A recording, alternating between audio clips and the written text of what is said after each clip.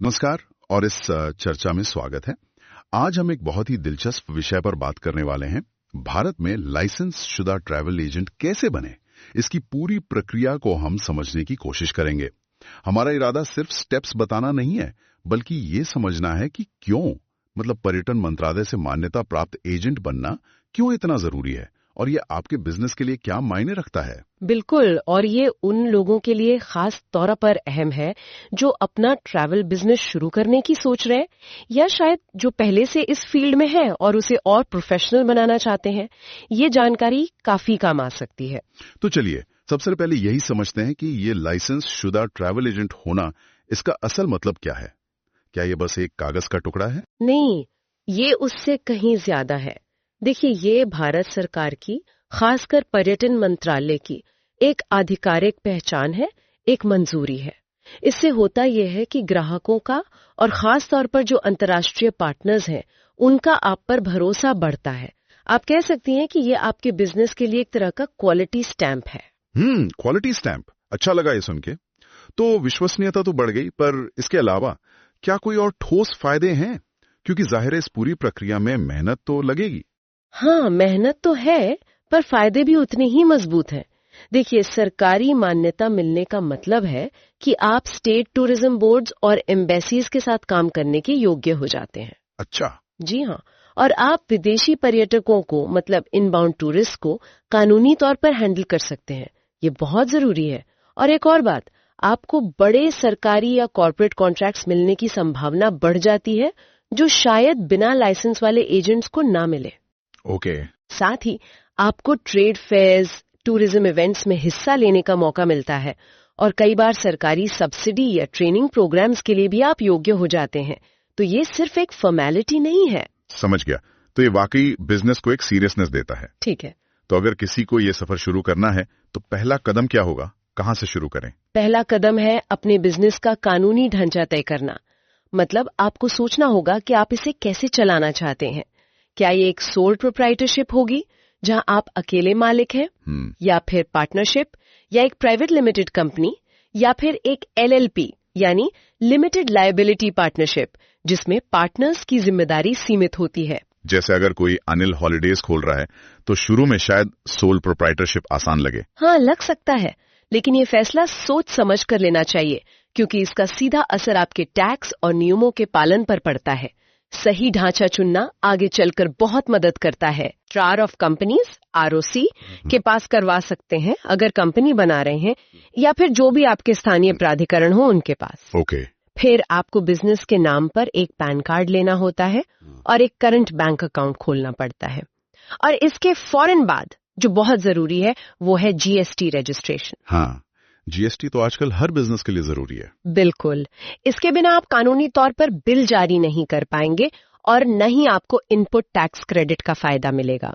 तो ये स्टेप्स कानूनी तौर पर काम करने के लिए बेहद जरूरी हैं। ठीक है, तो लीगल सेटअप हो गया, जीएसटी नंबर भी आ गया। अब बात करते हैं ऑफिस की। एक दुकान या ऑफिस तो चाहिए होगा। क्या इसमें भी कोई खास बात है, मतलब कहीं से भी काम कर सकते हैं? नहीं, यहीं पर एक पेच है। पर्यटन मंत्रालय की कुछ साफ जरूरतें हैं। आपको एक फिजिकल ऑफिस चाहिए। Physical office? जी हाँ, मतलब एक असली जगह, और उसका न्यूनतम कालीन क्षेत्र यानी कार्पेट एरिया कम से कम 150 वर्ग फुट होना चाहिए। ऑफिस साफ सुथरा हो, ठीक से सजावा हो, ग्राहकों के बैठने की जगह हो, टेलीफोन, इंटरनेट, कंप्यूटर जैसी बेसिक सुविधाएं हो। वर्चुअल ऑफिस या घर से काम करने वाला मॉडल यहाँ नहीं चलेगा। ये बहुत महत्वपूर्ण बात है। मतलब मंत्रालय लाइसेंस देने से पहले ऑफिस आकर चेक करेगा? बिल्कुल, वो फिजिकल वेरिफिकेशन करते हैं। इसीलिए सिर्फ कागजों पर ऑफिस दिखाना काफी नहीं है। ऑफिस होना चाहिए और उन मानकों पर खरा उतरना चाहिए। समझ गया। ऑफिस के अलावा स्टाफ को लेकर भी कुछ नियम हैं? हाँ, स्टाफ का भी ध्यान रखना होता है।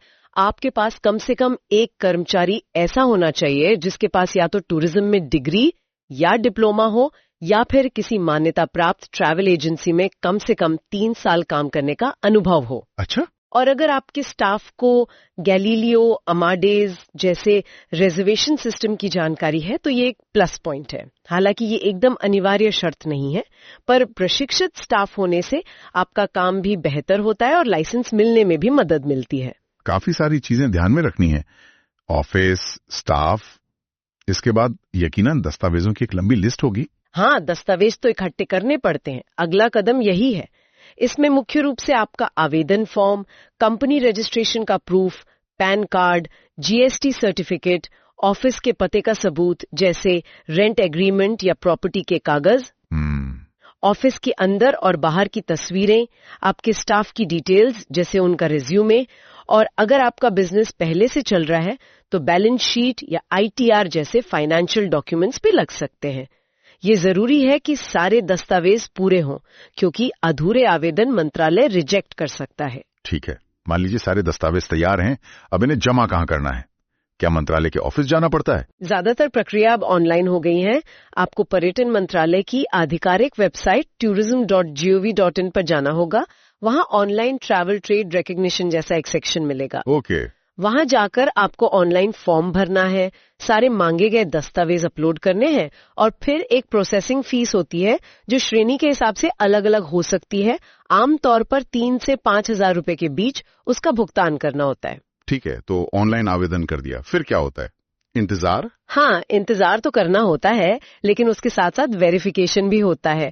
जैसा हमने पहले बात की, मंत्रालय का कोई अधिकारी आपके ऑफिस का निरीक्षण करने आ सकता है। वो आपके दस्तावेजों की जांच भी करेंगे। अगर सब कुछ ठीक पाया जाता है तो आपको मान्यता का प्रमाण पत्र यानी रिकॉग्निशन सर्टिफिकेट मिल जाता है। ये आमतौर पर 5 साल के लिए वैध होता है, और हाँ, इसे समय पर रिन्यू कराना भी जरूरी है। अच्छा, तो 5 साल की वैलिडिटी होती है, और फिर ये टैग मिल जाता है पर्यटन मंत्रालय भारत सरकार द्वारा अनुमोदित। इस टैग के लगने के बाद असल में क्या बदलता है बिजनेस के लिए? देखिए, सबसे बड़ा बदलाव तो विश्वसनीयता का ही है, लेकिन इसके अलावा आपको इंडिया टूरिज्म के जो इवेंट्स और प्रोग्राम्स होते हैं उनमें शामिल होने का मौका मिलता है। दूतावास, विदेशी टूर ऑपरेटर्स, बड़ी कॉर्पोरेट कंपनियां, ये सब मान्यता प्राप्त एजेंटों को प्राथमिकता देते हैं। अच्छा, तो संक्षेप में कहूं तो प्रक्रिया थोड़ी लंबी जरूर है, इसमें समय और मेहनत लगती है, पर जो मान्यता मिलती है, ग्राहकों का जो विश्वास बढ़ता है और बिजनेस के जो नए अवसर खुलते हैं, वो इसे सार्थक बनाते हैं। और अगर आप चाहें तो बाद में अपनी विश्वसनीयता और बढ़ाने के लिए आईआटा या टीएआई जैसी संस्थाओं की सदस्यता भी ले सकते हैं। तो हमने पूरी प्रक्रिया देखी, कानूनी सेटअप से लेकर ऑफिस, स्टाफ, दस्तावेज और फिर सरकारी निरीक्षण और अंत में मान्यता। सार यही निकलता है कि ये सिर्फ एक लाइसेंस नहीं है, बल्कि एक मजबूत नींव है। बिल्कुल सही कहा आपने। ये विश्वास की नींव है ग्राहकों के लिए, पार्टनर्स के लिए, और खासकर जब आप अंतर्राष्ट्रीय स्तर पर काम कर रहे हो। और ये आपको इंडस्ट्री के नेटवर्क से जोड़ता है, सरकारी सपोर्ट सिस्टम तक आपकी पहुंच बनाता है, जो खासकर एक नए या छोटे बिजनेस के लिए बहुत मायने रखता है। इस पूरी बातचीत से मेरे मन में एक सवाल आ रहा है, जिस पर शायद आगे कभी और सोचा जा सकता है। वो ये कि लाइसेंस मिल जाने के बाद एक नई ट्रैवल एजेंसी आज के इतने कंपटीशन वाले माहौल में, खासतौर पे इंटरनेशनल मार्केट में, अपनी एक अलग पहचान, एक यूएसपी कैसे बना सकती है? सोचने वाली बात है।